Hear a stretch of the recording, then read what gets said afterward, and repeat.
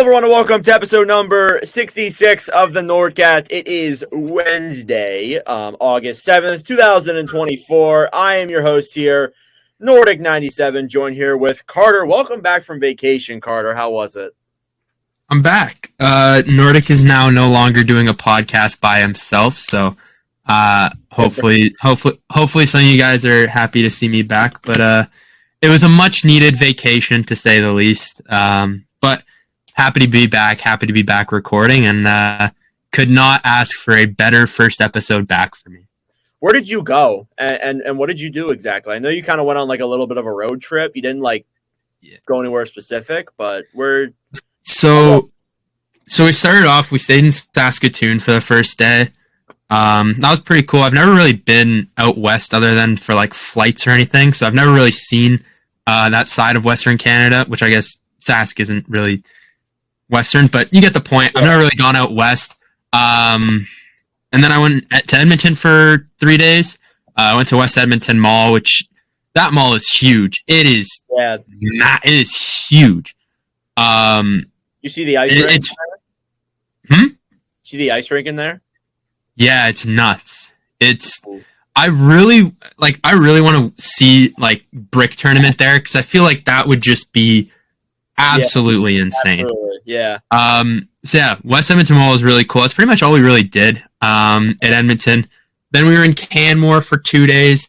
Couldn't go to Jasper because of all the fires out there. So that really sucks. But I hope everyone in Jasper, who probably not listening to this, but if they are, hope you're all doing okay. It really is shitty, but there's a lot of fires out there, so they kind of know what they're doing and everything like that. So Canmore is really nice. A lot of cool places around there. A lot of great lakes to kind of swim in. The mountains are always cool. And after that, stayed in Calgary for a day, and then had a nice little 12-hour drive back. So that was not fun, but hey, everything else was amazing. So I couldn't have asked for a better trip, and just happy to be back.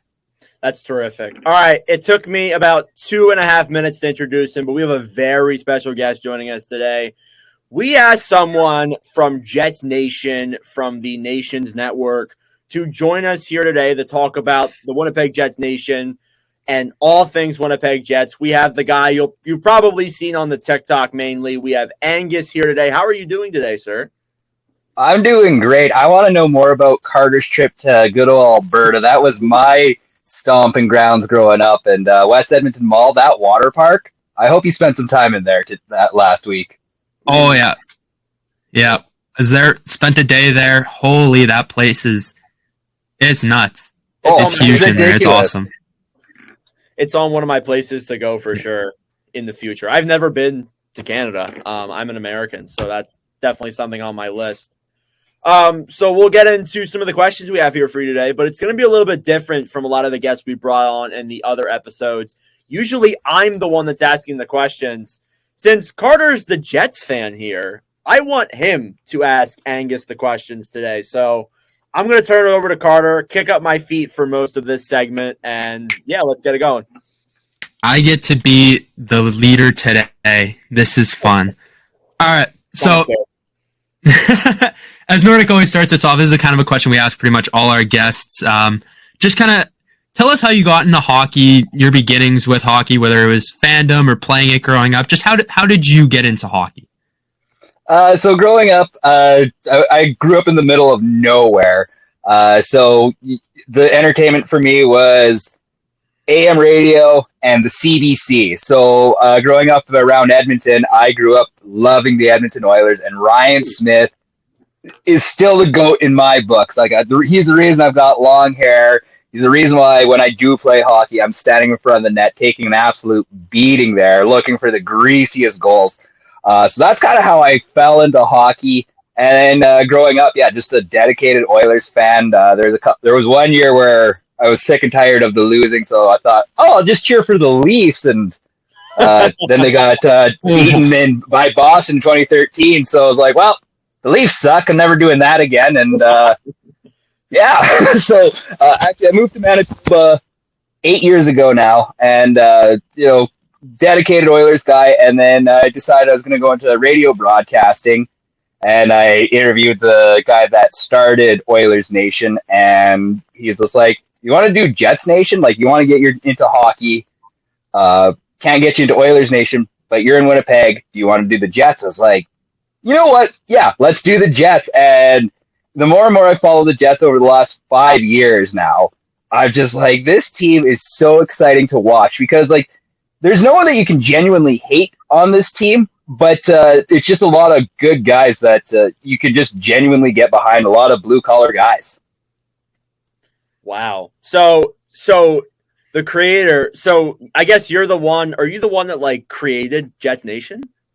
No, I wish I was that OG. No, I would just kind of hopped aboard.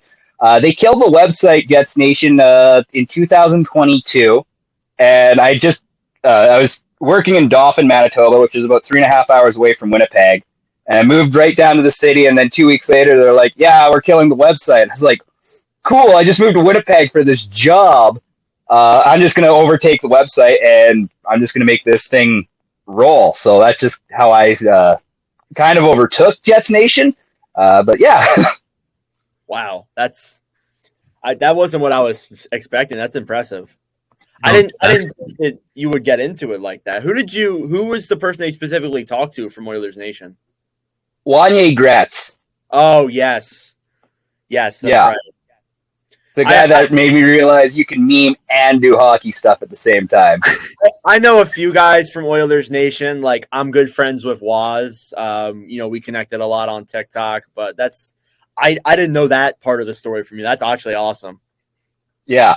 Yeah, I had this old podcast, which I keep saying I'm going to bring back. One day I will, but it was called A Slice of Beef, if anyone's interested in listening to Wanye Gretz and I talk for 3.5 hours. Oh, yeah. Yeah.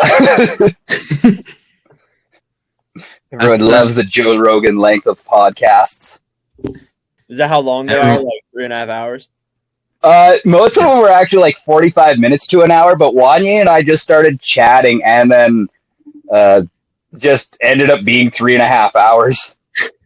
Get all the main topics done, and then you're just like, "Yeah, we'll shoot the shit for a little bit," and then it's about what our episodes are. I can't lie. Basically, yeah. Because I mean, I saw that you talked to Sweet Annie there last week, and I was like, 2 hours. I'd listened to it. I was like, that was only 2 hours. I need more. Yeah, I know. I definitely am going to bring her on again, and I want to bring her on with the main crew because they were both on vacation. She's terrific, and I can already tell from the first 8 minutes that you're just like that. So, well, I appreciate that. Yeah. All right, Carter. What else we got?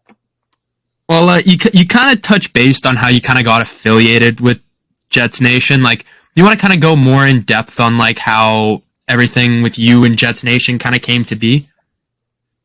Yeah, so Wanye asked me, this was that first year of the pandemic, and we got through that 3-hour conversation, and he just said, like, you have the ability to talk for 3 hours, you love hockey, why don't you just write for us? And honestly, the first probably 35 articles I did for Jets Nation were awful. Like, I've gone back and I've read those things a few times. It's like, who the hell just let this punk ass from Edmonton, who's obviously not a Jets fan, yap about the Jets? Like, this guy's a moron. And the more and more I did it, the more and more comfortable I got. And like, I was honestly devastated when they killed the website initially, because I was like, well, this is something that, I've invested a bunch of time and effort into.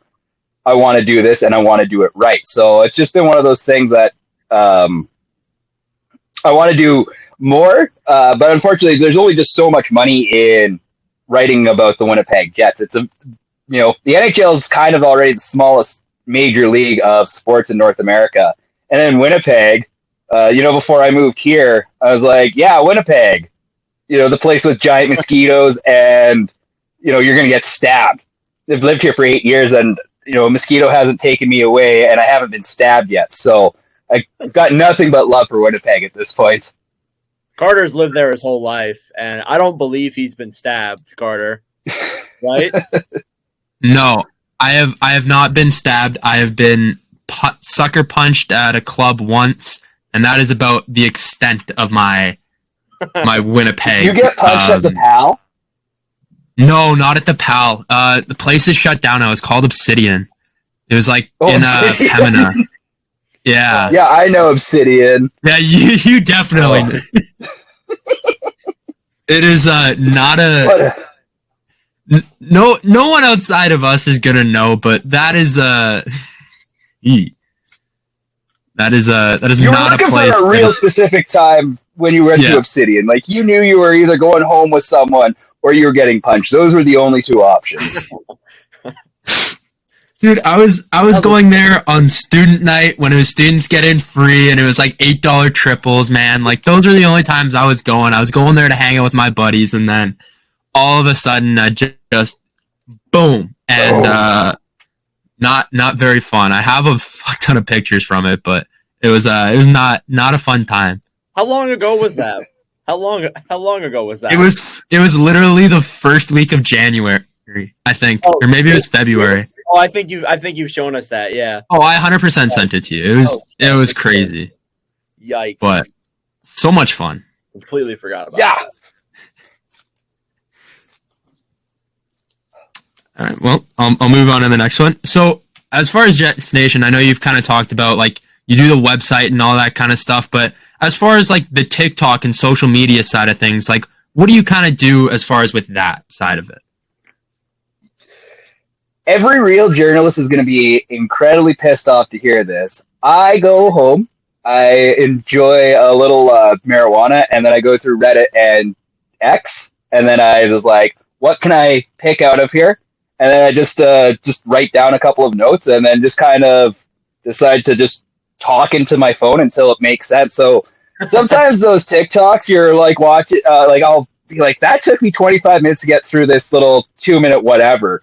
Other times it's just bang and it's out. So that's kind of how I do the TikToks. And then with the TikToks, what I'll do is I'll transcribe them.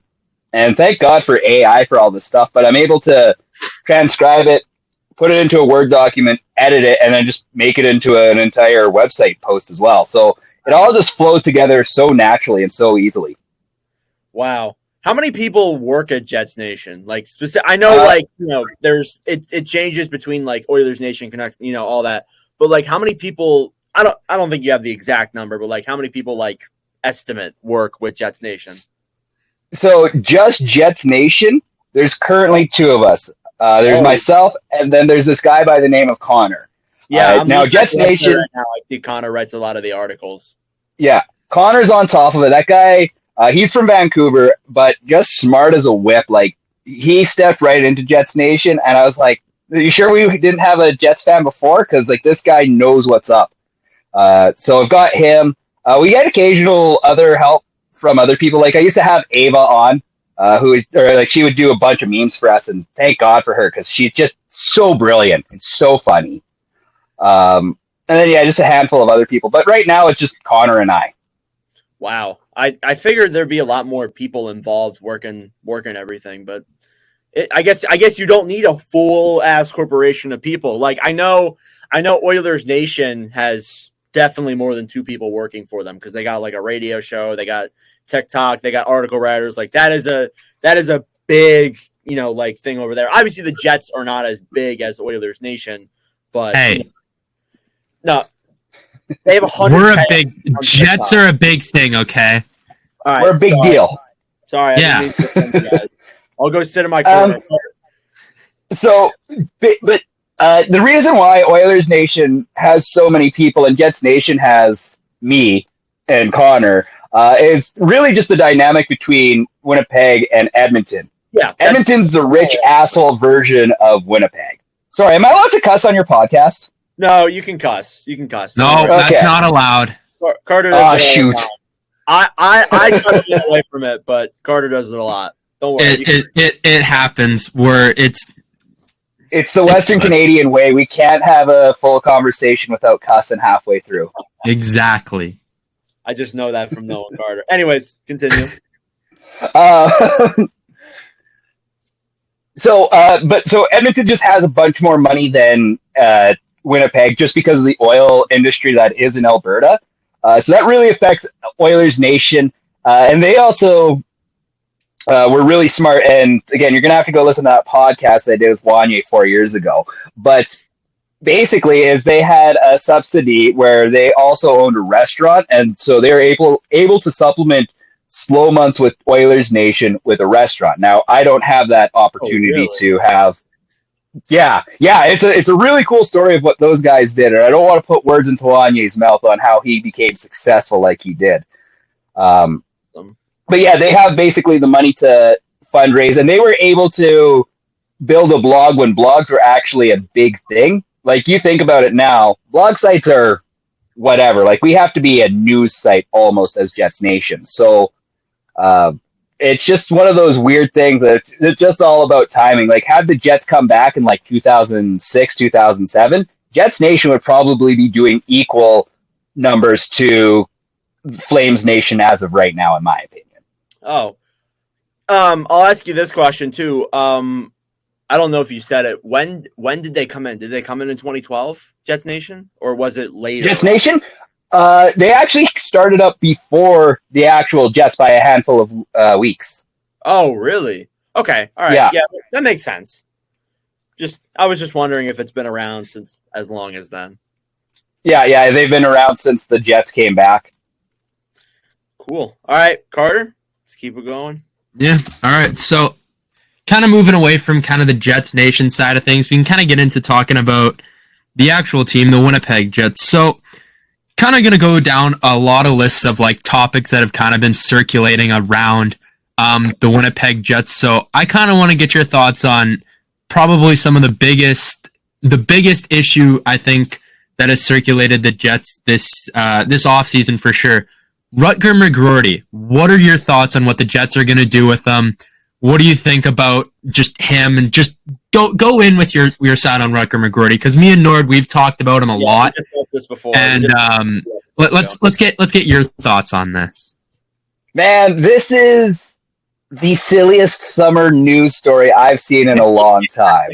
I am to my core rattled that this has become such a big story for the Winnipeg Jets, because like, wait, you guys are in your early 20s, right? I am in my late teens. Okay. Late teens. Okay, so you guys are young. You guys are stupid. Every 20-year-old in the world is fucking stupid. I'm in my late 20s and I'm still being like, I'm still dumb, but like I know it now. Rutger McGroarty, I think, has some bad actors around him. They're taking advantage of the fact that he is a 20-something-year-old from Nebraska, and like, the guy grew up loving the Winnipeg Jets. So I just think that there's a dumb 20-year-old that got caught kind of being foolish, and now because Mike McIntyre got a hold of the story, it's this whole thing. And a lot of people have taken it out on Rutger McGroarty, being like, oh, well, what's he going to do? Like, if the Jets mismanage this guy, they're toast. Like, Rutger McGroarty being so confident, saying, hey, I'm good enough for the NHL. I'm not going to go play for the Manitoba Moose. I respect it. He's wrong. He needs to go play for the Manitoba Moose, but you need that kind of ego to walk into your locker room and say, like, hey, we're going to be the best because I'm going to be the best. So, I think that if the Jets actually do trade Rutger McGroarty, it's going to haunt them for a long time. I don't think they're going to trade Rutger. Like, with what I've been hearing, like, I don't think teams are going to really want the guy anyways, because of what we've been hearing. And I even heard reports. I remember someone, I think we talked about it. It was like Winnipeg Sports Talk. They said that not only were the Jets frustrated with McGroarty's camp, but like teams that were trying to trade for McGroarty were frustrated. So I can't see him getting moved. I think he's a Winnipeg Jet. I don't think he's really going to. Yeah, I think. To be honest.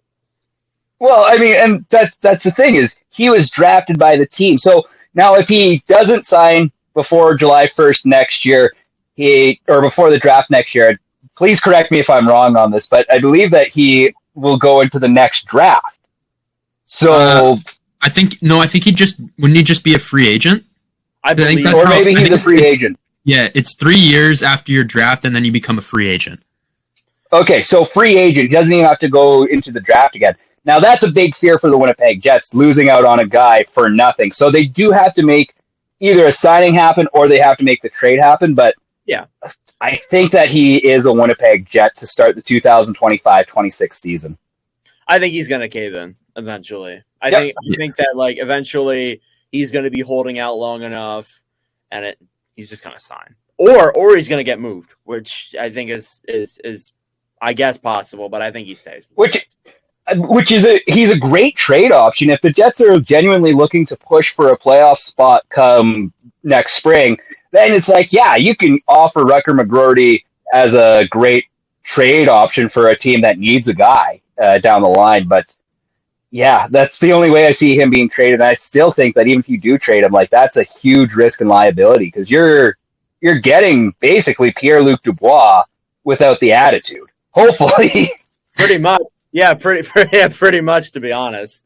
Yeah, I think getting we've talked about it so many times, but I think getting rid of Rucker McGroarty is like stupid in my opinion because this guy's been a leader at pretty much every level. He was a leader for the World Juniors team, Team USA this year. If he's not already, he's going to be the captain of Michigan. Like he's going to be the captain at big time programs. Like he's exactly who you're going to want to have in your locker room, but it's just like all the demands of not touching the NHL ice yet is what's driving teams insane. And it's probably what's driving a lot of fans insane too. Like this guy already thinks he's going to come into the NHL and get power play minutes. Like, no, you got to earn it, right? Which I see the side of that, of course, but it's like at the same time, like as you said, you kind of hit it right on the nail. It's like you want a guy with confidence. You want a guy who's got a little bit of that cockiness and swagger. The Jets don't really have a guy like that, which I think is something that they need. And that would really set ourselves and have a guy who can be vocal out there and do that kind of thing. Because, yeah, it might drive you crazy sometimes, but think of how crazy it's going to be for other teams to hear this guy really came in, demanded power play. Like he's crazy. Like that's what they need. Now, who is McGroarty's agent? Do you guys know? Not a clue. Yeah. I can't refer to who the guy is, but I feel like some of this is his agent influencing McGroarty a little bit. I think it could be what some of it is with what his demands are. I don't know if you guys really agree with that.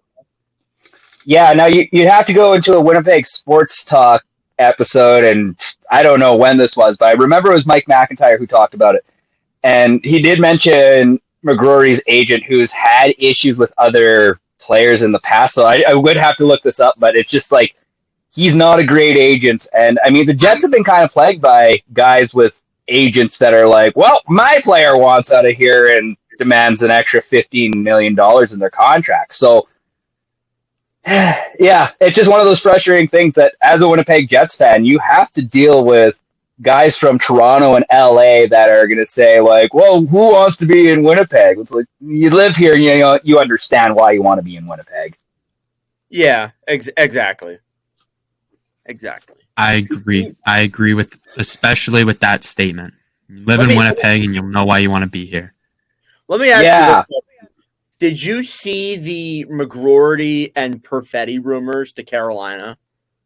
Rumors. Dumb. Literally the stupidest thing ever. I saw these rumors I saw these rumors come out. I saw they were disproven, and I texted Carter. I'm like, do you really think like the Jets would give up that? Like, you're giving up Cole Perfetti, who didn't get a lot of ice time this year and still had a great season. You're giving up a top 30 prospect in Rucker McGroarty, even though there's issues there with him. You're still getting that for Marty Natchez, who just had a down season by like 30 points. Like, yeah. I don't know. It doesn't make sense on any end. Like, first off, why would Winnipeg make that offer? Second, why would Carolina not take that? Like I don't understand. Like that's why I sent it to you was because I remember sending it to you, and then because I sent it the first time when I think Puck Empire posted it or something like that. And I was like, in my head, I'm like, this is the stupid. I was like, I sent it to you as in like, why in the fuck would Kevin Cheveldayoff send this offer? And if this is true, why the fuck did they not accept that? That is huge for Carolina, who's losing so many guys. I don't understand. Like, and then when it was disproven, I'm like, okay, thank God. Like, now this is finally put to rest and we don't have to talk about it. Because this was like the stupidest rumor ever. Like a Frank Saravelli rumor. Like, I don't. Oh my God, it was horrible. Listen, Frank's my boss, so I can't say too much negative. But yeah, I was definitely scratching my head at that one because I'm like, really, we're gonna bring in Marty Nietzsche to play alongside Nick Ehlers, and it's just like this doesn't work out. That was brutal. So, but what I understood from that was what Carolina wanted was Perfetti, Rucker, and a draft pick. Okay. That's crazy. And you're not getting a draft pick with those two guys. That's still insane. Ridiculous. And it's just like, first of all, Kevin Cheveldayoff doesn't lose trades. So to assume that Kevin Cheveldayoff had offered McGroarty and Perfetti and a draft pick after he's just swindled just about every other GM in this league, like, that doesn't seem right. Yeah, it seems doesn't make a lot of sense. If Natchez was coming off of, I knew Carolina wanted that. I didn't know the Jets. Okay, but honestly, like, if Natchez was coming off of that, 70-point season, it's still not reasonable, but it's a little bit more understandable because the guy just came off of a great breakout year. But the dude came off of just a horrible season. Like, bro fell off a cliff from 22-23. And I'm just thinking to myself, I'm like, why is that the offer on the table? You would be lucky to get just a draft pick for Natchez. Like, honestly, I'm not trading McGroarty or Perfetti, let alone both for Marty Natchez. You're going to end up ultimately overspending on Natchez, and that's going to be the issue of the Winnipeg Jets in the next, I think, 5 years, is they're going to have to start eating some of these bad contracts. Like Nino Niederreiter, I love the guy. The 4x4 contract, like that, the last 2 years of that is going to suck hard. Mark Scheifele, the last probably 3 years of that contract, it's going to hurt. So the Jets are going to have to go through an entire era of the cap kind of hurts. Then we've seen Minnesota figure it out with having $14 million in dead cap space and being almost successful. So, you can make it work. Good luck. That's all I'm going to say. Good luck. Now the Flyers, my favorite team, do have a lot of bad contracts. So, yeah, you should be saying good luck to us, too. All right. Anywho, Carter, let's continue this on. There is a question I have that I want to save for the end about bad contracts. Mainly, you know what? Well, I'll just get into this right now. So, at around last year, before the Jets kind of decided to extend Scheifele, extend Connor Hellebuck, I said that they should trade both of them while their value is high and enter almost like a miniature rebuild, a retool in a sense. That was what I had said because I was like, these guys are going to command a lot of money. Hellebuck, I was okay with paying because I still think he's going to be a really good goalie no matter what. It was Scheifele I was more worried about giving that money out to. So I said that they should try and trade both of those guys, especially because their cap was pretty low at that time. And even if the Jets retained a lot of it to like a superstar caliber team, like I believe Scheifele was $5-6 million last year or something like that. Mm-hmm. Could you imagine having Mark Scheifele at under $3 million on a Stanley Cup contending team? So that was kind of my thought process is you could get a huge haul to get Mark Scheifele at $3 million. So what if we were to go back to last year before these contracts were shelled out and you saw how this season kind of went? What would kind of been your thought? Because this was one that I'm still thinking about to this day about should they have actually done this, because I feel we're about to enter a year or a time of mediocrity. I like this question. Mediocrity and the Winnipeg Jets go hand in hand. I actually I wouldn't have traded Connor Hellebuck. I would have said, hey man, 9.5, Scheifele's gone. Don't worry about anything else. Maybe he sticks around for another year, and then maybe let's see. I would have traded Mark Scheifele. I would have definitely tried to move on from him. I know he was the first ever draft pick. I know he's got like just a certain aura around him here in Winnipeg. don't totally understand it, but I get it at the same time. But at the same time, how do you get a great contract? How do you make a fair deal for Mark Scheifele? You really can't. You really couldn't, because he was coming off a pretty solid year. So you kind of were like, I could give him this money, but then now you look at it and he's like, he's going to be making 8.5 till he's almost 39 years old. Like, that is just, or is it, how many years is the contract? 7, I think? I think it's 7, right? Yeah, so he'll be 38, 30, going on to 39. Like, they signed him to identical deals. Yeah. Yeah. So that's going to hurt. I can understand paying Hellebuck because you'll probably get 2 to 4 Vezina seasons out of him, Vezina caliber, and then he'll maybe start to slowly digress, but you never know, because sometimes goalies are just still good till their end of their playing days, right? So Hellebuck, I can understand. Scheifele's going to be the one where, are we going to look at this in 5 years and why are we paying a third line center 8.5 or something like that? So that was my thought process going into it. So I kind of wanted to get your take on that. Yeah, no, and it's one of those things I kept pondering, and even this summer I was going to write an article called "Will Mark Scheifele go down as one of the greatest Jets of all time, even in the 2.0 era?" And I don't know if he ends up on that Mount Rushmore of greatest Jets right now. It's a debate. I don't know. I know it's a bit of a wild take, but like, yeah, that is definitely one I'd have to ponder. Cat. Yeah, it really is. Because like, I would definitely like. Is he the best of the 2.0 era? We had some really good years of Blake Wheeler, and especially Connor Hellebuck and Buff too. I think everybody's favorite Jet of all time in the 2.0 has got to be Buff. You can't not like the guy, but I will say that I think that Mark Scheifele will probably, when it's all said and done, go down as probably, outside of Connor Hellebuck, most likely, because he does have the hardware. I think he'll go down as top 4 by the time his career's done. See, and like this is 2.0, not 1.0, not 1.0 at all. I know 1.0, 2.0, different eras. We don't count them the same. Okay, good. But so I'm friends with Howard Manshine, and he put this in really good terms for me that we could all understand. Basically, and I think that Adam Lowry will be on the Mount Rushmore before Mark Scheifele when we get down to the brass tacks of 2.0 greatest of all times.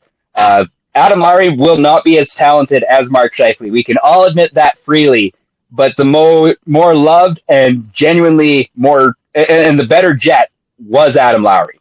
Lowry's my favorite Winnipeg Jet as a non-Jet. Stud. As a non-Jet. Love the guy. He would be like Morrissey or Hellebuck. Nope, it's Lowry. I love Lowry. Yeah, and he's the perfect captain for this team. Yeah, I feel like I feel like people outside of guys and girls who follow the Winnipeg Jets were probably looking at Lowry being the captain and being like, really? A third liner is your captain? But I think everyone in Winnipeg knew he's our captain. Yes. There was no ifs, ands, or buts about it. He's been built to be a captain since day one. He's undoubtedly been probably the most beneficial. I think that he's been more of a game changer and game wrecker than anyone else on this team. I 100% agree. So I 100% agree. Yep, 100%. Everyone loves Adam Lowry. I don't think that's a question. We're gonna bounce back to Perfetti because we were kind of talking about him in the trade rumors here before we got sidetracked with that hypothetical go back question. We're gonna go back to Cole Perfetti. Now he's a restricted free agent. Obviously, he has not signed yet. But let's be honest, not a lot of the RFAs this year have. What do you think the Jets are going to do with Cole Perfetti, and what would you do if you were put in the position, you got to hand Cole Perfetti a contract? What are you sending him? Let's hear it. But I think that the Jets and I would do the exact same thing, and I don't know why it hasn't happened, but I am giving young Cole Perfetti $5.5 million for 5 years. Ooh, I like that. With Scott Arniel. Yeah, well, like you look at what the cap situation for the Jets is right now. I believe it's $5.7 million in cap space. They actually have 6.6. I got 6.6? Yeah. Oh, looks like either way. But $5.5 million, and even you could even justify 6.1, I think, over 6 years for Cole Perfetti. Like, look at what Quentin Byfield is making in LA right now. Like, I think you could justifiably say, like, we could do a comparable with Quentin Byfield. Mm-hmm. Yeah. So, but yeah, that would be ideal. What do the Jets do? I don't think Shovel Dayoff is going to kick the can down the line as far as I would. I think he might just do a quick 3-year, $4.5 million contract, and then maybe we'll see what happens at the end of that. But I don't know. I want this contract to be done though, because I want Cole Perfetti to have a spot. I think this too, that he's gonna get more ice time. I think under Arniel even said that, like, if I'm correct, he said that he wanted to get more of the young guys time, like Chibrikov, Perfetti. He wanted to also get like Brad Lambert too get some time as well. So I'm assuming with that will factor in the Perfetti's deal. And I think you could honestly lock him up to a pretty steal of a contract, because we know what this kid can do. We know what this guy can do. And I think that, he's obviously probably going to get a bridge deal. I don't think he's going to get an 8-year contract. But I think you lock him up to a bridge deal with what you said, like a 3 or 4.5. That could work out perfectly for the Jets within the next 3 years, honestly. Like, this kid's going to be good. Oh, he is. I agree. So, go. Oh, I was going to say, like, even this year, if you could get Perfetti, Lambert, and Ehlers all on the second line, like, it's going to be a soft second line, but that's going to be a line full of speed. I'm excited for it. Yeah, it makes me excited. Some of the, like, they were talking about, like, Arniel was talking about how, like, he wanted to get some of the kids up, and it makes me excited because Winnipeg, their prospect pool isn't, like, the greatest in the world, but I think it's one of the more underrated pools in the league. Like, you got McGrory, you got Colby Barlow, who shouldn't be a prospect. He looks old as hell. You have Chibrikov, who looked exciting when he was called up. You got Lambert as well. I think that the pool looks pretty exciting. I'm not going to lie to you. Like, it makes me excited as, like, I'm not even a Jets fan. So, yeah. The prospect pool for the Jets is what the Jets are. It's slightly above average. No one's going to give it a ton of credit. They're going to get the job done in the next few years, but mediocre. That's what that prospect pool is. They're guys that are able to play in the NHL. They'll be able to be middle six guys, but until the Jets really get a solid superstar, Jets are just a really good mediocre team. Could have really used Connor Bedard, right? Yeah, right? I mean, couldn't we all, to be honest? I would have. Yeah. Ugh. Yeah. Well, let's be honest. Yeah. But no, what they're missing, honestly, in their prospect pool is some defensemen. I feel like that's really what they're missing. The best one is like what? Solomon? Heinola, probably. Or Heinola. He's been in the system for such a long time, though. I know. He's not even a prospect anymore, but it's like he's been in the minors for so long. I hate that he has never been given a fair shot. Like, that's what I feel like the issue is with a lot of our prospects, is they've just never been given a fair shot yet. Yeah. Very true. Sorry. I was at that game last year when Heinola got hurt against the Ottawa Senators, and man, if that injury doesn't happen, we're probably like talking about Logan Stanley not being a Winnipeg Jet right now. I think Carter would be very happy to not have Logan Stanley on the Winnipeg Jets right now. Ain't that right, Carter? Why do you spend a top 20 pick on him? Because in hindsight, that makes so much sense. And like you look at that draft. Who else are you taking? What year was it? 2021? No. Later than that. He was like 2018 or something. Yeah, something like that. Oh my god. Yeah, we looked this up a while ago, Nord. Oh, I guess I'm losing my mind. But hang on, but also like Logan Stanley and those 2 goals that he scored against Montreal in the bubble year that took the Jets to overtime. If he doesn't score those, we're never talking about Logan Stanley. He's just another guy that the Jets moved on from. I mean, we could have taken Tage Thompson. Huh. That would have been nice. Jordan Kyrie's there too. DeBrincat. Is he really? Is it 2019? Oh no, God, it wasn't. no, 2016. What are you doing? It's 2016. Wi-Fi. Oh, Philip Hronik's there too. God, there's shit. Oh my God. There's like it hurts to look at this. The fact that he was in the same draft as Patrik Laine and both of our first round picks from this draft didn't pan out for us kind of sucks. The guy took so long to get to the NHL too. Took him to like 20. Oh man, Brett Howden was there. Yikes. Damn. Jesper Bratt. Oh my gosh. Ross Colton. Oh, this Alex DeBrincat was still around too. Holy smokes! Yeah, we missed out. Never mind. Yeah. The number 3 point scorer in the draft we could have taken, but no, we took a guy who we thought was going to replace Dustin Byfuglien, and instead has not.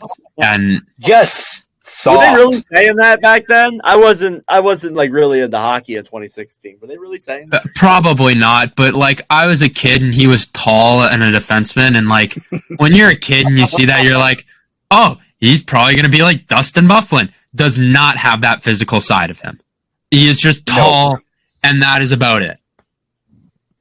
And takes this like the softest shots too from the blue line. Like if you're gonna be 6'7", you should be launching rockets. You have like, laser. I understand the fear of Brian Little still like resonates with every Jets fan, but take those big shots, man.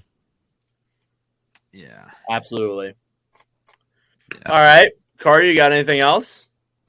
Yeah. I don't know what else there really was, but I know one thing.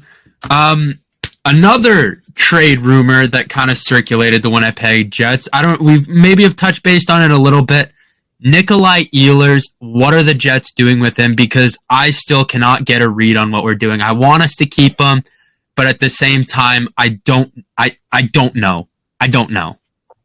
So this is something that I had heard was they were at one point genuinely shopping Nick Ehlers, and then once Scott Arniel was hired, he basically said, "No, I will make sure that Nikolai Ehlers is still a Winnipeg Jet."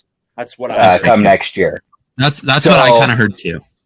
Yeah. So that was basically it. Was like Ehlers was just frustrated at the year that was. This was the first full 82 game season, and he didn't have the numbers that he wanted. And that was because Bonus wasn't playing him with the right line mates. Like it was just so frustrating to see Nick Ehlers not play with Mark Scheifele. Like those two went together so well, and then it's like Kyle Connor's healthy. Goodbye, Nikolai Ehlers. Let's forget about you and put you on the second line. And like, no, I don't want to see Tyler Toffoli just taking away all of the speed that Ehlers has. Now he's not even there anymore. So I think here.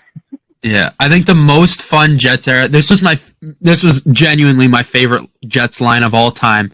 Mark Scheifele down the middle, Patty on the right, Ehlers on the left. That was my all-time favorite Jets line. You had the speed, you had the shot, you had the playmaking. Everything was there, and it was beautiful. I will never forget those 2 years of having that line together. It was just perfection. And then Paul Maurice is like, nah, no more. Nah, fuck that. And you're like, what the fuck? Like, Laine just had another hat trick. You're going to break up this line? Fuck. Yeah. Laine just scored 2 goals, and now he's going to Columbus. Oh, poor Patrik Laine. God. And we're going to get into him at some point this episode, too. And I'm not excited for it. I'm going to cry. Yeah. But he's got more time to play Fortnite now. He, he had the last year to play Fortnite. He can put it aside and go earn that 8 schmil in Columbus. Yeah. What do you mean? What do you mean earn it? He hasn't played half. What are you talking about? Yeah, now he's got to go earn it. Earning it in the couch? What is happening here? Oh my God. So Carter, do you have any more questions for Angus here? I have a couple. Not off the top of my head, but I'm assuming as soon as you get into some questions, some will pop into my head. All right, I do have a few for you here, Angus. So the Winnipeg Jets made a lot of moves on the back end defensively. They let go of Nate Schmidt. They let go of somebody else. I'm blanking. Dylan. Brendan Dillon. Yeah, Brendan. There's so many Dylans on this team. Yeah. So they let go of Nate Schmidt. They let go of Dylan DeMello.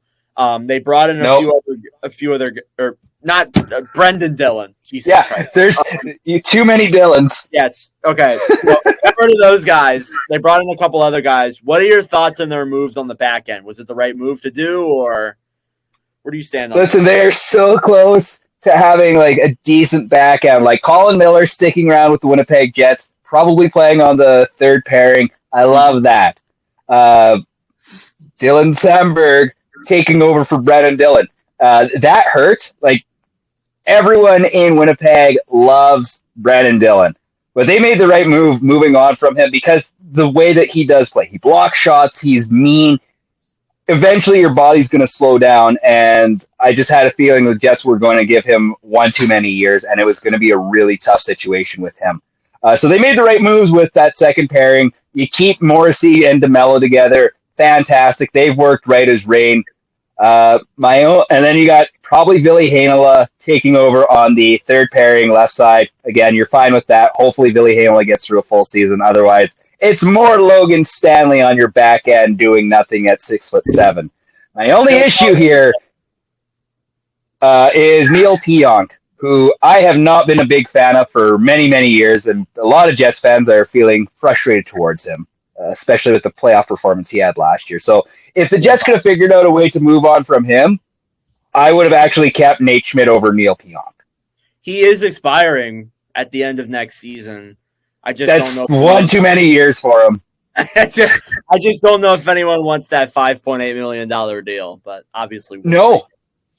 And I mean, like that was the thing that was like the Jets had two really bad contracts in their back end with Neil Pionk and Nate Schmidt, and they needed to get rid of one of them. And I still think getting rid of the captain of Smiles was just the wrong decision with Nate Schmidt. Yeah, I'm in that same camp too, to be honest. So moving in to we touched base on Scott Arniel becoming the head coach, but when it broke, when it initially happened, Bonus retired, Arniel was named coach. I think a couple weeks later. What were your thoughts on that? Do you think it was the perfect move, or were you in the camp of they should have brought someone in? I was of the opinion they were going to bring in Arniel because I saw him play. I saw him coach a couple of games this year with Bonus being out with medical leave and stuff like that. So where did you stand on this? I don't know how Carter felt. Let me go look at that. Personally, I like the move. I like Scott Arniel, and I mean, like the Jets love to hire from within. And there's very few guys in the NHL or that could have jumped in. The only guys that I was like, I want the Jets to consider besides Arniel would have been Jay Woodcroft and Todd Nelson. Those are like the only names I would have been excited about.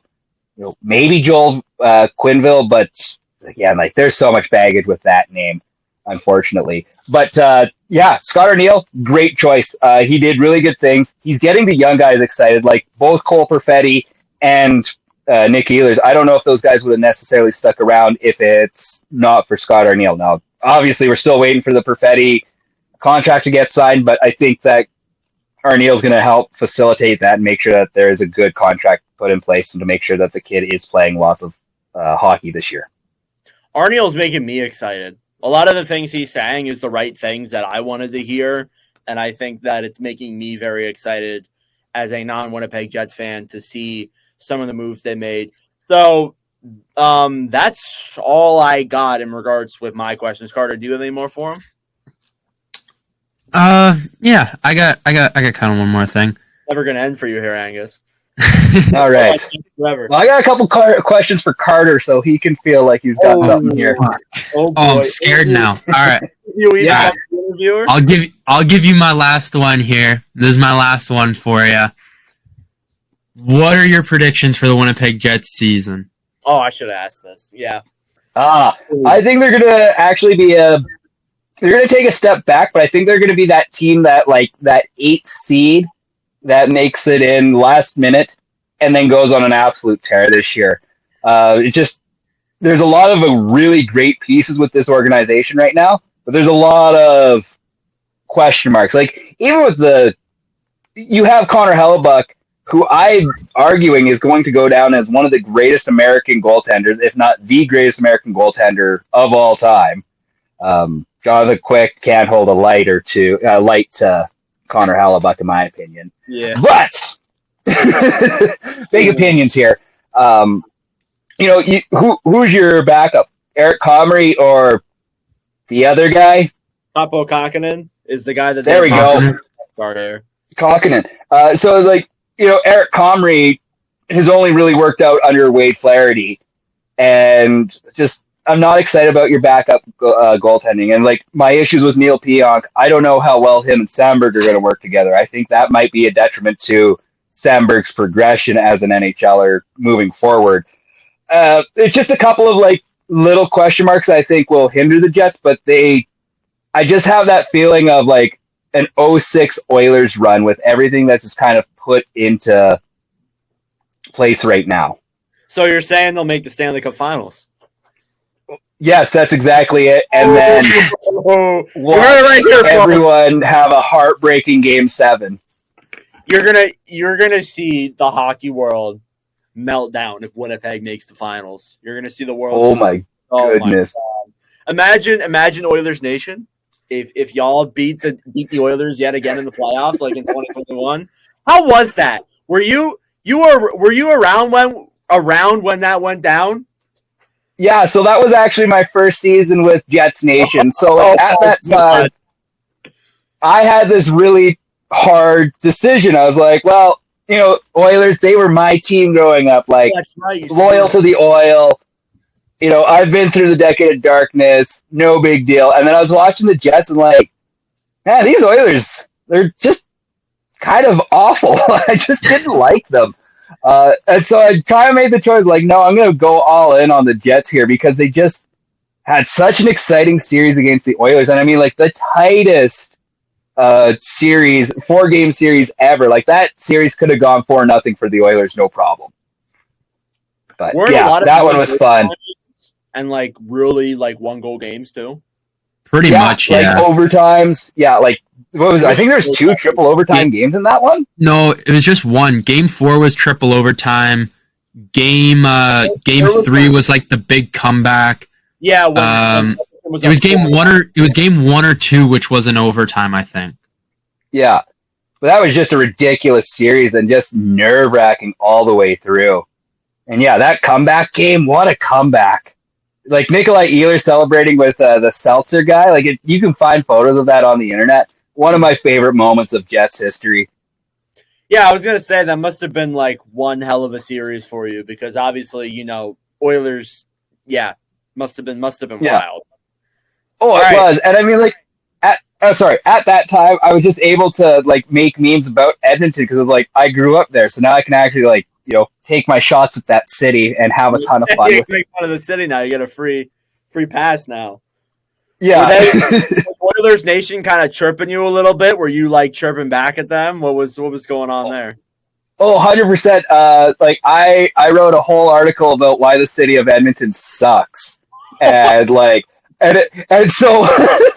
it was a 1,200 word essay on why I hate Edmonton and the Edmonton Oilers. And it got over to Oilers Nation. Somebody reshared it with Oilers Nation, and it was one of the biggest articles that they ever had with Jets Nation. And I still go back and what a great article that was.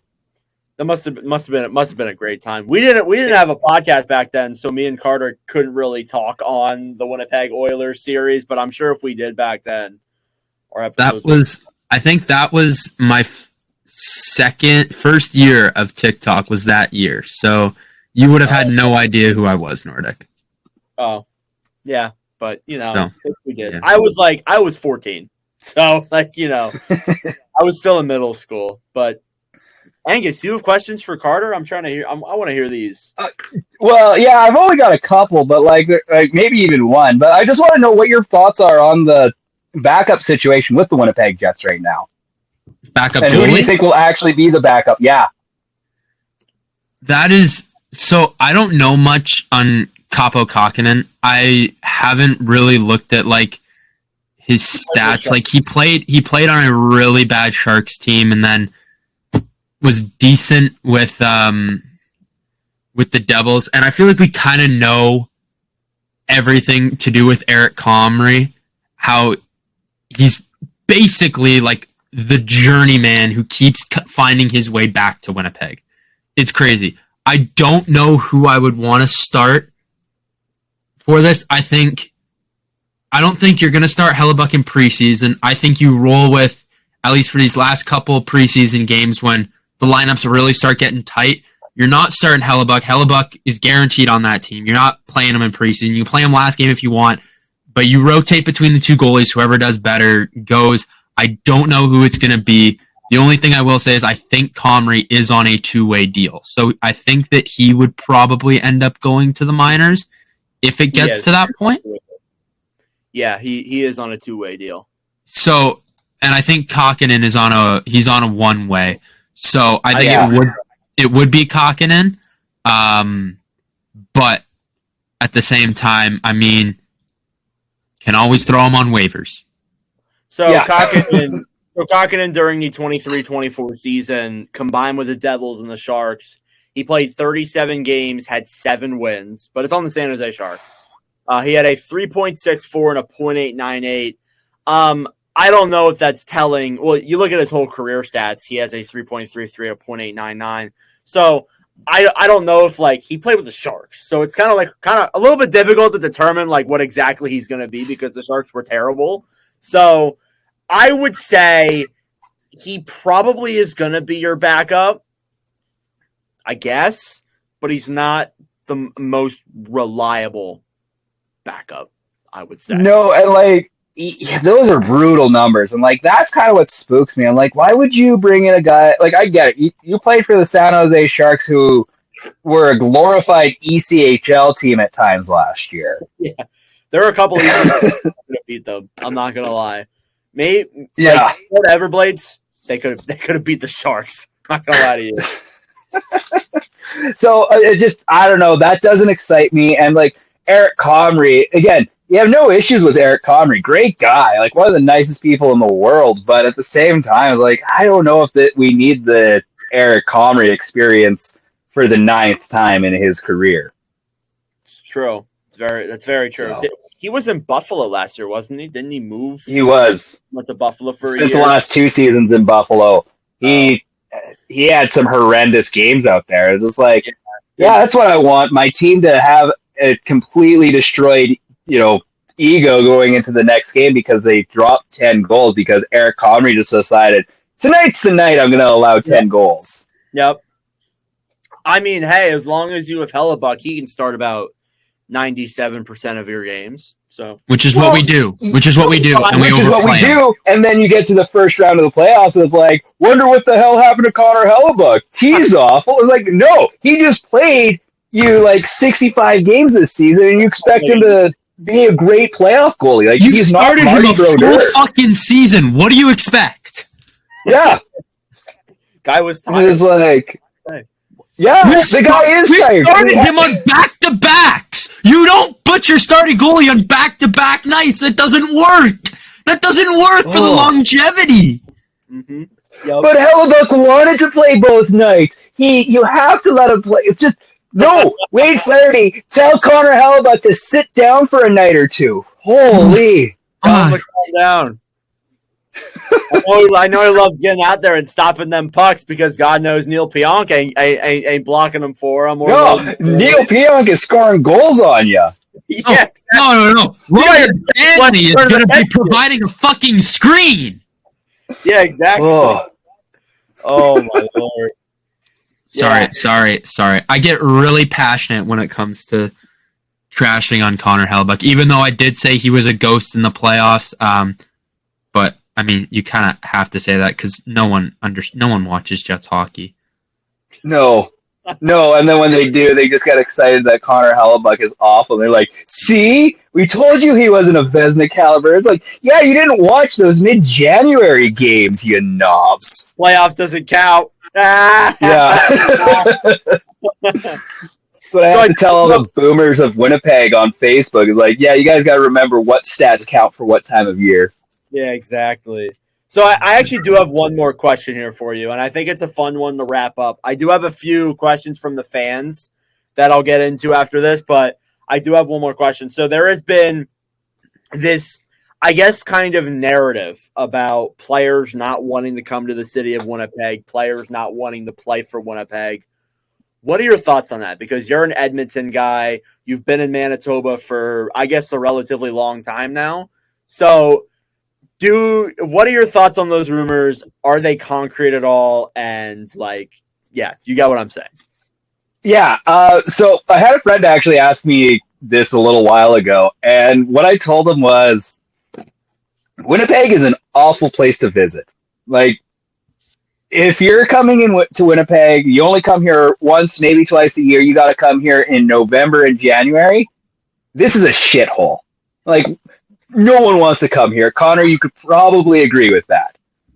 But to live here, it's awesome. I love Winnipeg. I tell all my friends and family, come to Winnipeg and just give it some time, and I promise you'll enjoy it, and you never want to leave and go anywhere else. Like, if you leave Winnipeg any direction by about 30 minutes, it's gorgeous. You're either finding beautiful farmland and a great place to golf, or you're going off into the White Shell and you're going fishing, you're up at the cabin, you're having a spectacular time because, like, this is God's country. The first week that I came here to Manitoba, I ended up going on a week-long canoe trip out to the White Shell. And we went up to Ontario and a little bit further on. And I grew up loving the mountains. Like, I'd go do hikes when I got my license, drive out to the mountains 3-4 hours away, enjoy my eggs. And I was like, there's nothing better than the mountains. And then I get out to Manitoba, I'm like, this is it. Like, I can't find anywhere better on this planet to be. So yeah, Winnipeg, I can understand why players don't want to necessarily come here because the hotels suck. It's cold. A lot of sketchy people downtown. And if you're walking from the hotel to the arena, it's only 2 blocks away. But, like, how many guys are going to stop you and be like, hey, can I get a smoke off you? Or just something crazy like that going on. Want a needle? Want a needle? Oh, my God. Oh, good old Winnipeg. So, yeah, I understand why players think they don't want to be here, but look at Nino Niederreiter, Connor Hellebuyck, and Mark Scheifele. Like, they all signed long-term extensions here in Winnipeg, and it's just like, hell yeah, you guys can stick around because they know that this place is home.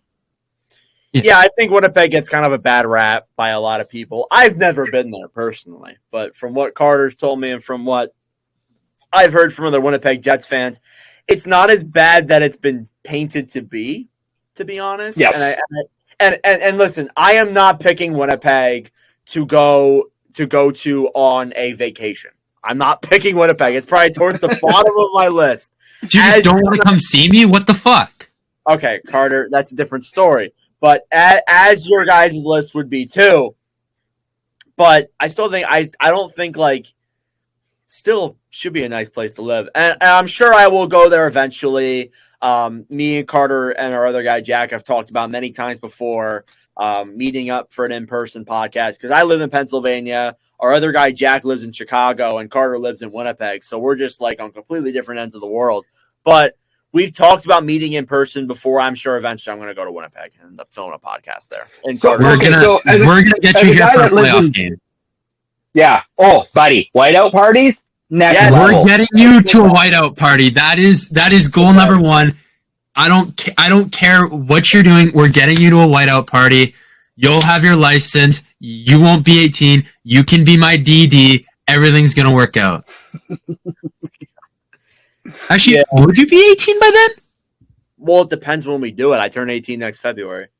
Oh, No, just show them all the great busing systems here in Nordic's Winnipeg. gonna have fun at a whiteout party. Oh yeah.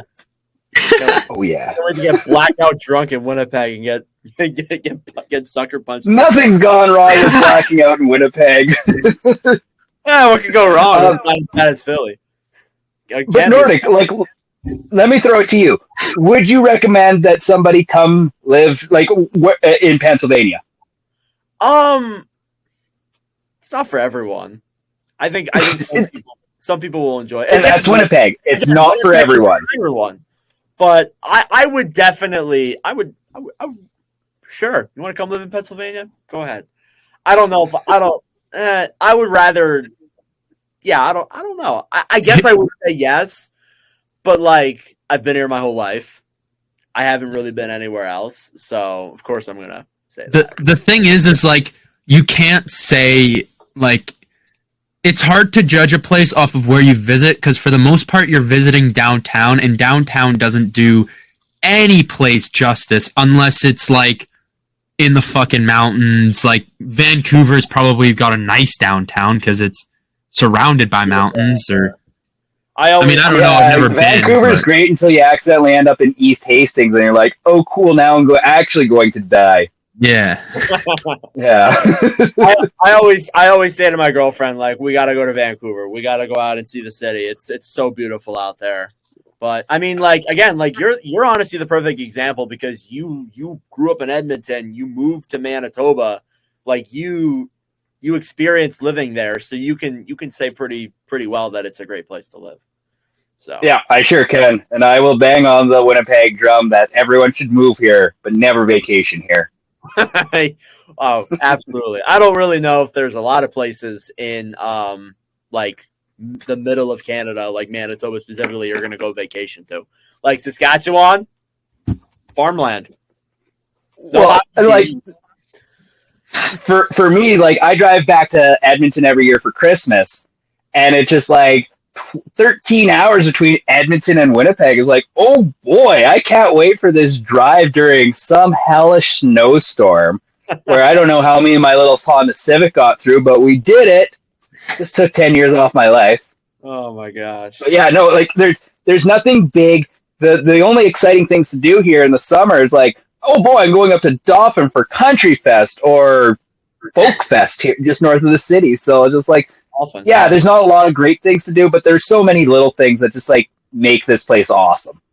And no hockey player is going to stick around Winnipeg all summer because, you know, the humidity is ridiculous out here.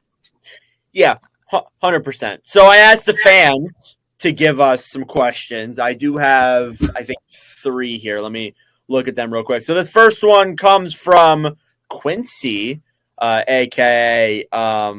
He's a big fan of Oliver Wahlstrom. He asked you, who is your favorite Winnipeg Jet? And I guess Carter can chime on this too. I said mine was Adam Lowry, but who are you guys?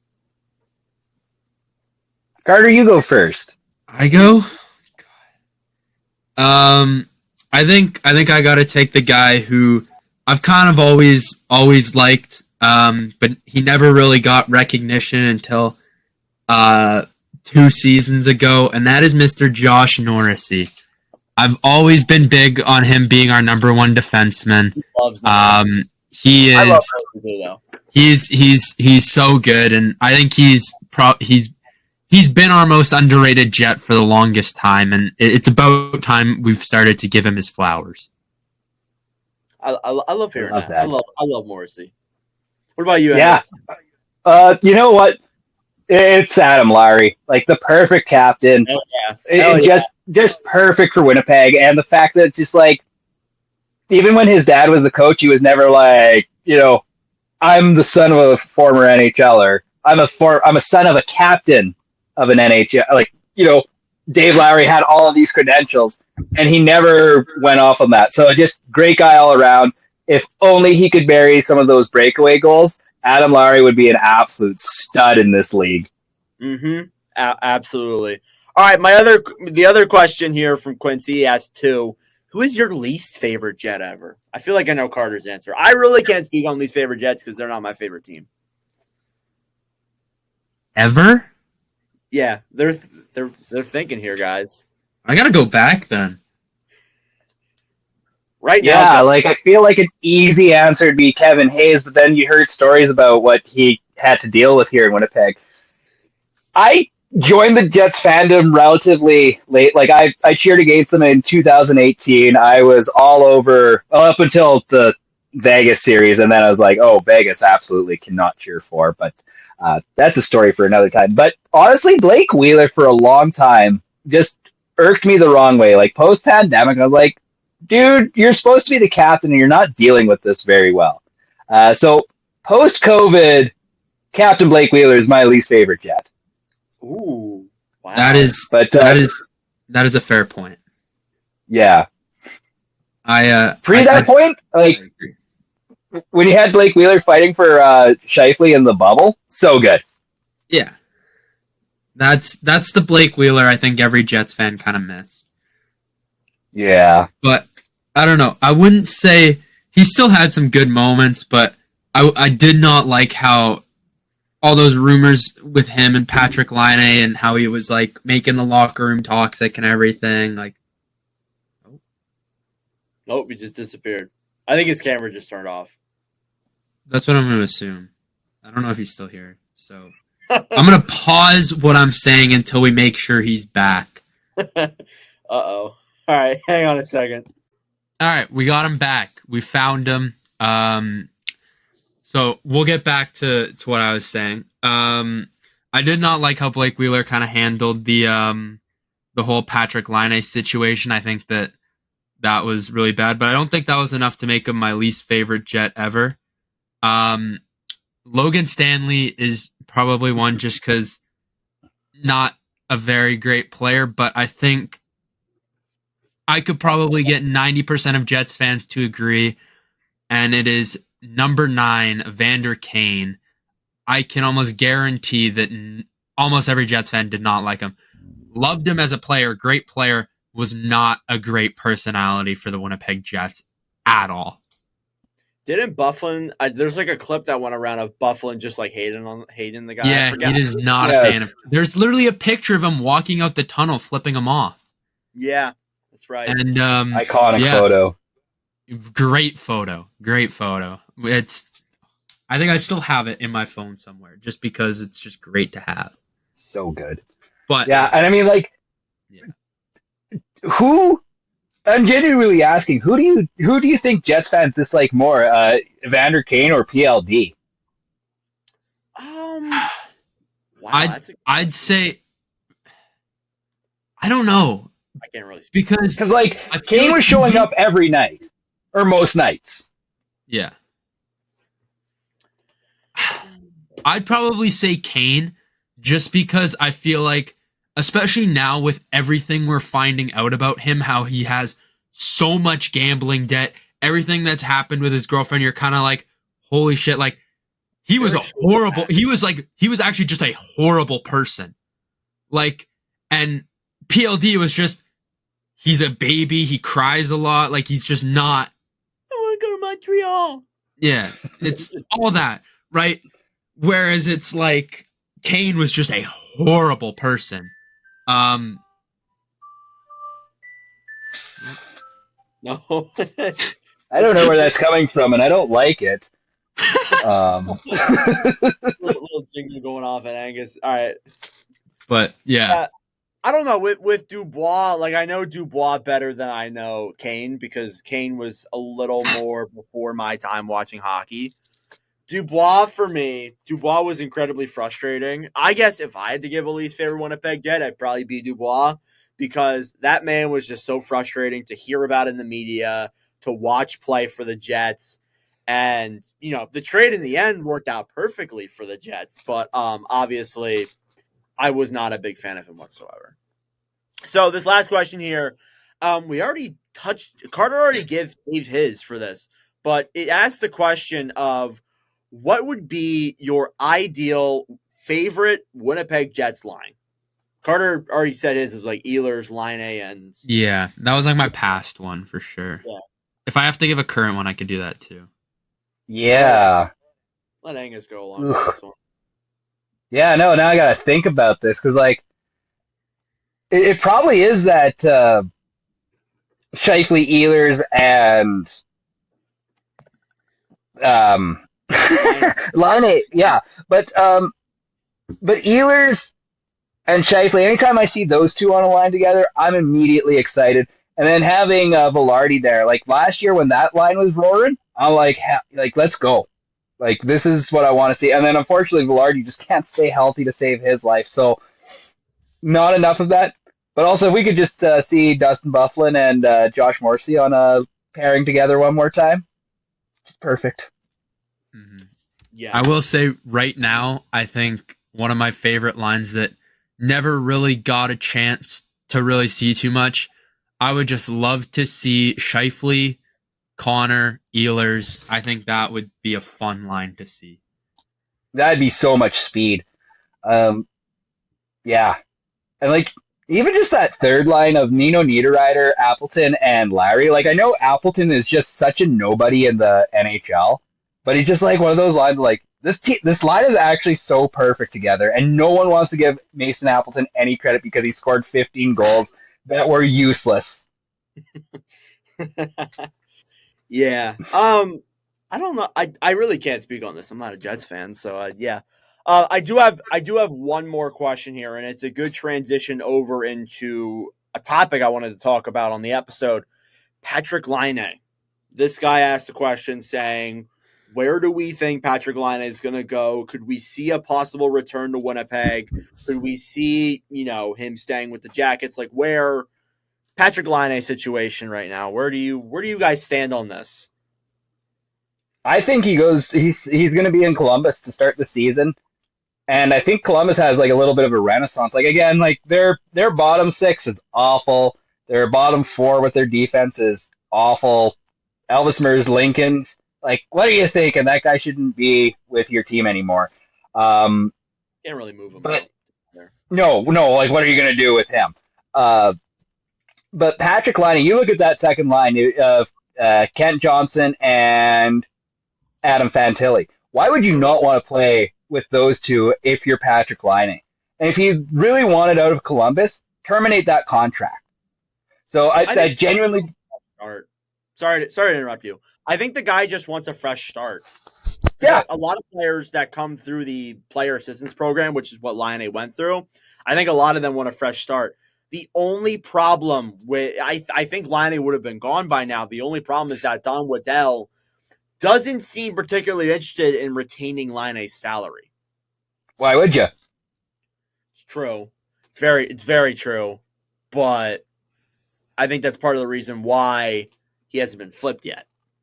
Yeah. No, and like it doesn't make sense to trade him right now.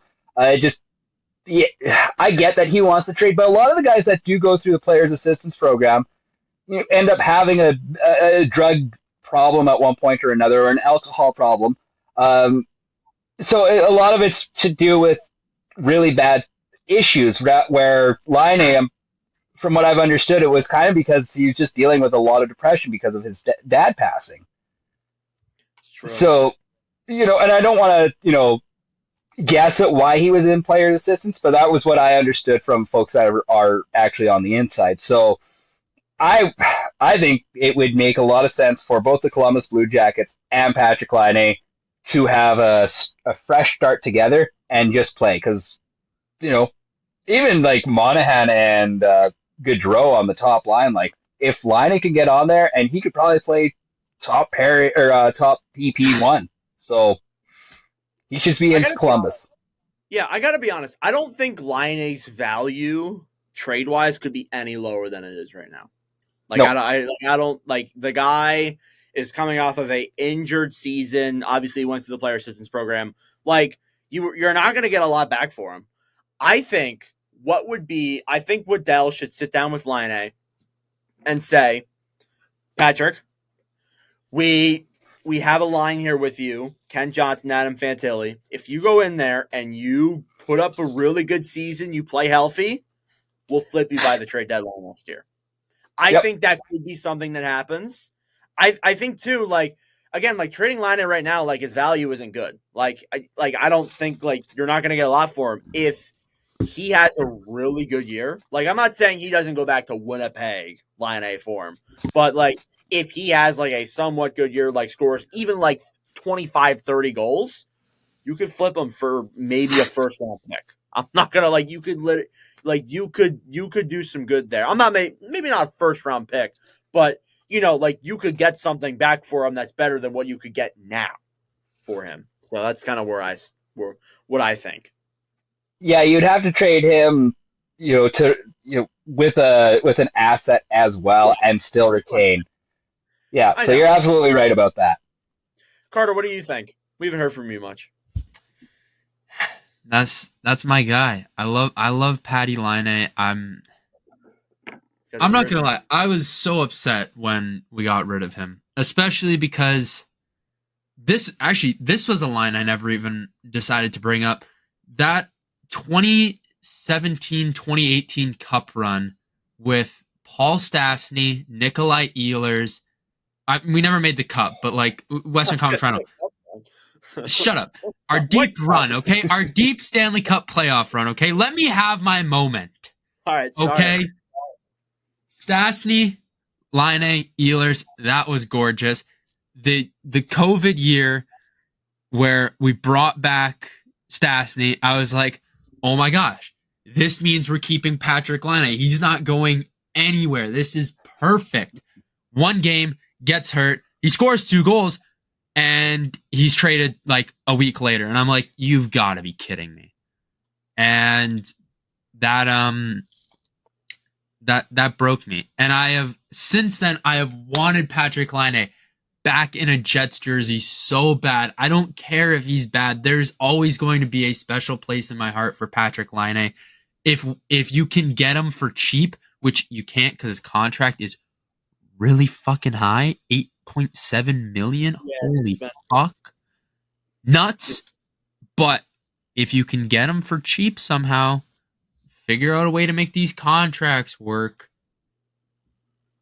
wouldn't be the worst option in the world. You're banking on potential with him. He is 26, so like not really potential, but you're banking on what he has been, what he has shown. He's not, it's not like he's lost his goal scoring touch. He's just been dealing with so much injuries, issues on the ice, off the ice. It's just a lot of stress probably building on him. So he has not lost his scoring touch. And I think if you're the Winnipeg Jets or any team that needs scoring, go out and make an offer for Patrik Laine, because I could guarantee you could get him pretty fucking cheap. Now, would Laine want to come back to Winnipeg? That's the question you got. I'd hope so. My God, that would be awesome. Only if Nick Ehlers is here. That's the only way he's sticking around. That's the only way. Only if he can play Fortnite duos with Nikolai Ehlers. Oh my God. Oh. Yeah. But I mean, like, you're also like hoping that he comes back in a way. Like, we haven't, he got so close to that, 44 goals in his sophomore season. And the closest he's come was that the year after when he only scored 30. Like, the guy hasn't hit 30 since his third year in the NHL. So you're banking on something from a young man to come back almost, 6 years later. Like, I just don't know if we're going to see that from Pat Laine anytime soon. Carter, remember my take that I had? Yeah, how he was going to score 52 years ago? Hit 55 with Johnny Gaudreau. Yeah, in the first year of our podcast, third episode, we had Mike Bartner join the podcast. We were talking hot takes, and Bartner said something about how he doesn't think Columbus is going to be good or anything. I don't know if you know Bartner, but like he said like Columbus isn't going to be good or anything. And I was like, oh, that's not great because I had Laine scoring 55 goals. So that was didn't even get half of it. Laine got half of that. So he played 55 games though, so he got 55 right. Oh, yeah, he already did play 55 games. No, right. Yeah. Well, at least I got that. But yeah, like, I mean, again, like, the guy going back to like this is what I'm thinking. Going back to that Laine Dubois. Was that a lose-lose trade looking back at it? Unless if you count the Dubois trade itself. Was that a lose-lose trade? Like, oh my God. Like, Columbus got Jack Roslovic and Laine. Both turned out terribly. Winnipeg got Dubois and I think like a third or something. I don't know what that third turned in. Roslovic, honestly, with Columbus, he wasn't like horrible. Like if his numbers jumped almost like 1.5. But that's because he was actually given playing time again because Paul Maurice was like, well, unless your name's Blake Wheeler or Mark Scheifele, you're not playing more than 15 minutes a night. Yeah, you're not sniffing ice time, buddy. Get in line. Actually, that Christian Vassilainen, 5 minutes of ice time a night. Horrible. What a use of a first-round pick in 2016. Man, he was 2015. Let's go take a look at guys drafted after him. There we go. Got what? Kirill Kaprizov, Sebastian Aho. Woo! Oh, yay! Oh my God, so many Rupi Hintz. Yay! There's so many good fucking players here. What the fuck were we doing? This turned into just a jet. Hey, we still got Kyle Connor out of the deal, and Boston managed to destroy that entire draft. So, like, let's remember the positives here. I will never be upset over getting if taking Jas Rocks. Holy fuck! What did I just say? If taking Jack Roslovic means we keep Kyle Connor, I'll take it 1,000,000 times out of 1,000,000. I don't care. Right. Okay, here's an actual big question for you. If you could have Prime Stastny playing with young Patrik Laine, but there was never a Dustin Byfuglien with the Winnipeg Jets, would you take that? Wow, that's holy fuck. Like do that. Okay, then I got a question though. What year are we talking here? Like, we're talking like we get 5 years of Prime Stastny. Okay. The year that Laine is drafted in this hypothetical. Are we still going to trade Laine at the same time? Is there a chance to keep him? Let's just say we have the same issues with Wheeler and Scheifele, but Paul Stastny is trying his best to make things work as well as he can. But Buff's never no a Jet? Dustin Byfuglien to help. Yeah, Dustin Byfuglien is never a Jet. Let's just say he just plays somewhere else. Oh, why would you He's still in Chicago. Why would you get... He had rumors that go on there, I remember. Oh my God, that's a fucking crazy... Holy... Right? You just blew... I didn't even know I could ask this kind of question. What the Hold on. Got to do some research. Man, I'm going to have to look at... Holy... Okay, so... I'm assuming Prime Pulse. Okay, well, he never really had like a crazy prime or anything like that, but kind of the start of his career. He's consistent. Okay, looking at his early consistent years, okay, I can go with that. Yeah, he's sniffing like 30 assists a year. Holy damn, he had a crazy rookie year, and then damn, his rookie year was his second. Damn, okay. Fuck, that's a. I think I gotta say no. I think Buff's too big of a... He's too big of a Winnipeg icon. 2, he is a big part of the Winnipeg Jets identity.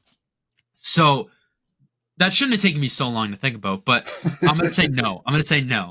The only thing I would say, if I could go back and say, Blake Wheeler, stay in your fucking place, I think I would do that to try and keep Patrik Laine. I think that's what I'd do. I respect it. I would do everything in my power to keep Patrik Laine on the Winnipeg Jets, and I don't think I could reiterate that enough. Okay, so let's throw this one to you. Would you trade Patrick? Would you go Laine for the trade package from LA? Holy fuck. So that would have been Velarde, Iafallo, that pick, and the other guy who I always forget about, who I never liked. Kupari.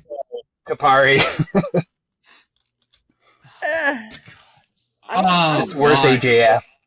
I don't. Wait, are we I don't talking? know. Are we taking out all of the Columbus years? Or are we just basing it off of the Jets? Let's have this little hypothetical of he played for the Jets and had okay seasons. He let's just say he played 60 games per. Then yes, I'm probably taking that. Dude, I don't know. I'm not. No, because let me tell you this. Because okay, You guys in love with if Laine. we, Oh my god. because here's the thing. Like I'm looking at it, and in those years with Columbus, his first year in Columbus, was it good? No. He had 21 points through 45 games. Not good. The 2 following years, he was a point per game guy the first year, almost a point per game guy the second year. So looking at that, it's like we take those averages and put it in a 60 game per. That's a 60 point season. That's almost on pace for 82 in a regular. I'd still say no. I'd still say no. Crazy, man. That's nuts. I can't believe that. No.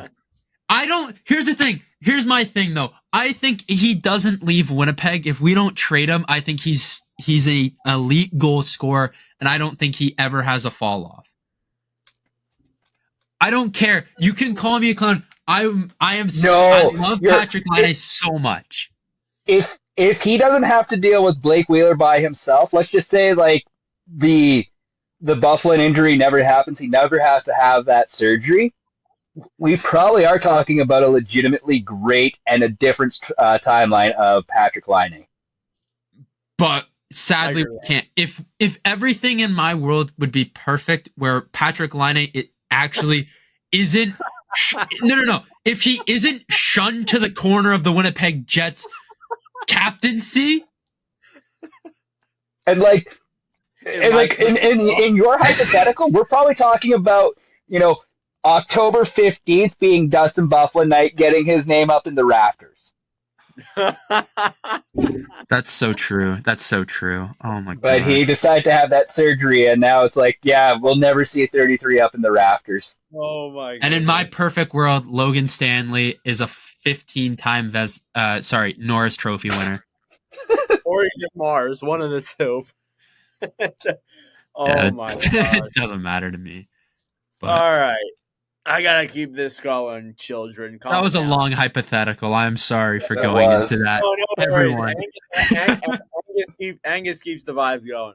All right, we got some news around the National Hockey League to talk about here. There isn't a lot, just a lot of signings, to be honest.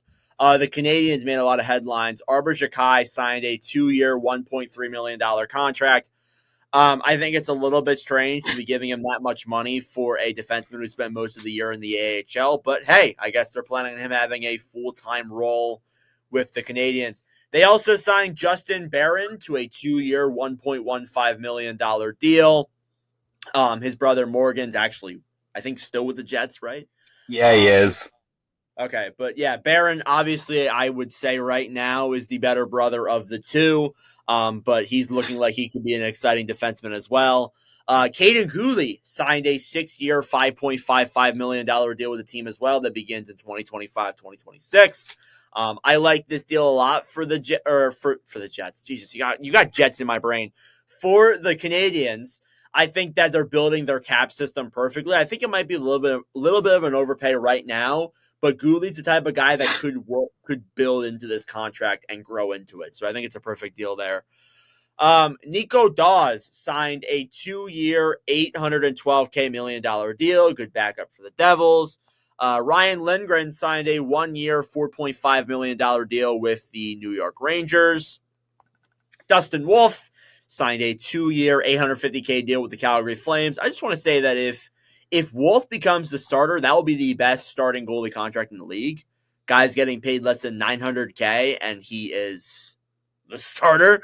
So I think if he gets that over Vladar, that's a perfect contract. Other deals, Jordan Spence signed a 2-year, $1.5 extension with the LA Kings. Good contract, was a great defenseman this past year for him. Oliver Shillington has found a location. He is with the Colorado Avalanche, a 1-year, $1 million deal. Nice deal there for him.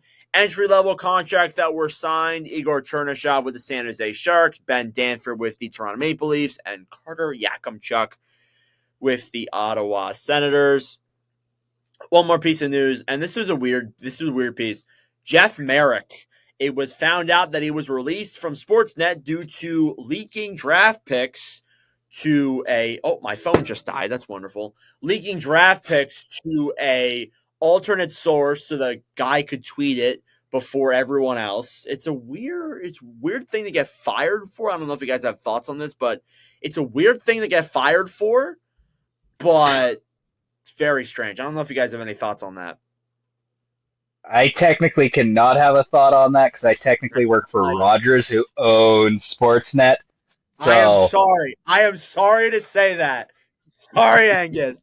Here I am making fun of your boss, Saravelli, and here I am asking you for thoughts on something you can't even comment on. I'm very. I know, right? I work for interesting companies where I don't get to say everything I want to say, but that's okay. I know the laws of media. Could you at least speak on Merrick and say that, like, is he a good guy and all that? Oh, I actually personally have never met him. I just know him through 32 Thoughts and the Jeff Merrick Show, and anything that I've heard about him from Sean Reynolds, fantastic guy. So he's gonna land on his feet. I'm not worried about him. It's just sad to see such a good guy lose a job over something so silly. Because, like, wasn't it Saravalli that broke every single Kraken signing before they even were announced? So I don't know who got mad. Apparently Gary Bettman got mad about this. This is what I've heard. I think that's probably what it was. And the fact that they were in Vegas too. So sorry to make you comment on that so much. I don't want to lose your job. You are really trying to get Angus in trouble here, and it's kind of messed up. No, I'm just trying to live my dream, and I've got this guy from Pennsylvania trying to ruin it. Yeah, I got this guy fired from his job. Dude, trust me, he texted me beforehand. He's like, I'm about to ruin this guy's career. You have no idea. I'll pull up the text. I'll tweet about it. I'm gonna need some receipts on this one. I'll get them to you. Yeah, go ahead. They're gonna be forged, AI generated. I don't do AI. Of course you don't. Oh, all right. Bless your heart. Again, unfortunate moment for Merrick. I definitely think he'll land on his feet for sure. He'll definitely find another place in hockey for sure. The last topic I have for you guys today, I was going to do something else, but I don't really feel like doing it because it's the off season. There have been talks with the Summer Olympics going on. There were some people making rumblings that ball hockey or roller hockey should be in the Summer Olympics. First off, have you guys watched any of the Summer Olympics? I have not had a whole lot of time, so I've been just catching a lot of the highlights. So I saw that guy with the giant hog lose pole vault. The Turkish shooter who literally looks like he is just. Oh man! Like, just the memes out of this Summer Olympics have been prime time. So for a guy that's not watching a whole lot, just because like my life is nuts in the summer, the memeing on point. And the fact that Canadians are just dominating at just the weirdest sports too. Like, yeah, that's my country. They've been doing great in the pool. That's what I. Summer Macintosh, let's go. And hammer throw. Really good at hammer throw for some reason. I don't know why, but we are. Yeah. Oh, Canada. Carter, have you watched any of it? Yeah, we pretty much, like, every night before I go to bed, because it was like, I'd be so tired. It'd be like 9 o'clock. I'm like, I don't really feel like going to bed yet, so I'd just throw on the Olympic primetime thing, and it'd just give me kind of like a recap of it. And so I'd pay a little off and on attention, and anytime Canada would win a gold or anything, TSN would notify me, so I kind of stayed on top of it that way. I'm kind of like Angus. I'm not particular. I guess I'm interested in it, but like I'm not gonna go watch it. Like I literally watched like the Hlinka Gretzky Cup before I watched the Olympics. Yeah. So that's my biggest thing. But I do think it's cool. I do think it's interesting to look at some of the stuff. Again, the Turkish shooter was one of my favorite things that I've seen. But obviously in the Winter Olympics, there's obviously ice hockey. But in the Summer Olympics, I think there's field hockey, but that's nothing compared to, well, it's similar to, I guess, ball hockey and roller hockey. But do you guys think that they should be added to the Summer Olympics or some form there? Do you guys think that could happen in the future, and would it make sense? Yeah.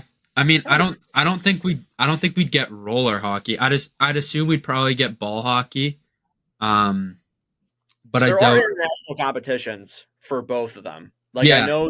I know people who have gone and competed in those because I've played all three versions of the sport. Yeah. So yes, but yeah, that's my thing. I think we'd get ball hockey before roller hockey.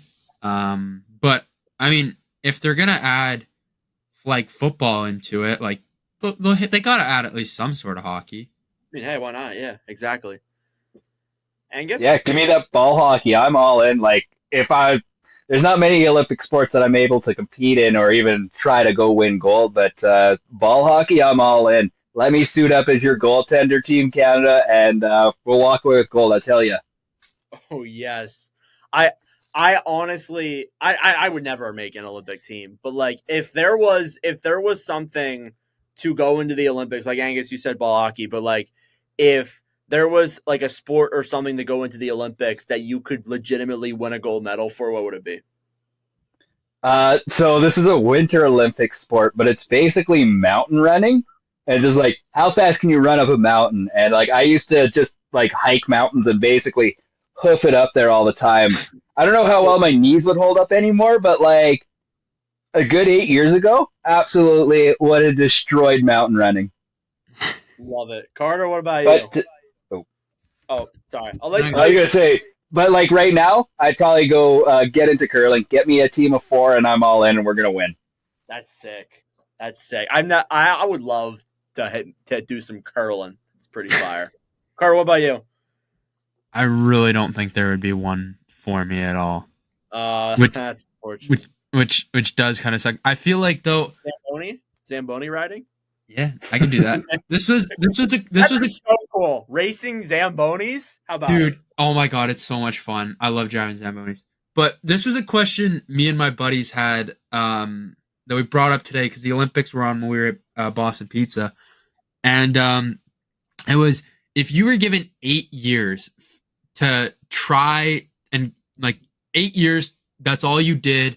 Like you didn't have to worry about paying for anything. Like your sole focus was for 8 years, focus on this one Olympic sport, and you got to win a medal. What sport would it be? Like what sport would you, winter, summer, what would you commit all your time to and try and win a medal? Spin Chicklets talked about this in a recent episode. They might have. I haven't listened to it. I don't know. Like, I definitely wouldn't do hockey because I could train for years and I still wouldn't be good. Oh my god, 8 years. You got 8 years. So you pretty much the 2032 Summer Olympics or 2034 Winter Olympics, whatever. Oh my god. The one that I saw today, was rock climbing. So it was just who could get to the top fastest, and they do it. The girls do it in like 6 seconds, and I'm like, I feel like realistically, if I was given 8, it's not. I don't think it's super high, but if I was given 8 years to try and perfect this, I think I could try and go out there and try and win a medal. Shooting accuracy. I feel like I could do that. Or the one thing that the Turkish guy was doing. I don't know. I don't know. Like, give 8 years. I probably could perfect that in 8 years. There's a lot I think you definitely could in 8 years, but I feel like there's also some where you'd be like, oh, that would be easy because one that I brought up was ping pong. I'm like, 8 years of ping pong, I could do that, but then I'm like, hold on, my buddies was like, there's kids who have been training for this since they've been like 12. Like he's like, here's a video of a 6-year-old playing ping pong. I don't even think in 8 years you'd be able to beat him. I'm like, yeah, you know what? You're probably right. Yeah, I think you got to go with like a little bit of a team sport. So that way, like if you're not feeling it like that, like I'm going straight back to curling and like 8 years to perfect curling. I think that's the only way I'm walking away with a a medal, and I gotta have friends to like carry me a little bit. Yeah. I don't blame you. Yeah, that's probably what I would resort to. Oh my God, that's a good question, man. Yeah, I guess like definitely like curling or something. Wow. I feel like it's almost got to be one where like it's not super like not physical is the word, but like where you're relying on physical skill. It's all like skill that you can actually like build up. So it's not like hockey where it's like, oh, I'm like this is my top speed. I'll never be able to pass this top speed or anything like that, right? But it's one where you can be like, okay, I can work on being more accurate at this. I can work on these other things, right? So, yeah. Yeah. I don't know. I feel like I can do archery pretty well. Like I used to teach archery at summer camps, and like I got those groupings down pretty tight. It's just like I was only shooting from 20 yards rather than the 25 that they did, so I don't know where I'd be at that point. But I feel like I could get by as like a solo sport with archery. Yeah, I feel like that could be kind of easy too. And like honestly, like 8 years, like you're getting like almost a decade to train. So I think that if you do it every day for 8 years, you could very well do it. But again, as Carter said, like there's guys that have been doing it since they've been like kids. Yeah, like you look at like pretty much any sport, there's people who have been doing it since they've been 6 and might not ever get close to sniffing a medal, right? And this is all they've done, all they've known, the only sport they've ever cared about has been this. But then there's also some schmuck that shows up who only trained for a handful of weeks and then ends up winning like silver or something. So like, sometimes you just feel it. Yeah. How about running? Could you guys like the sprints? No. Could you guys do that?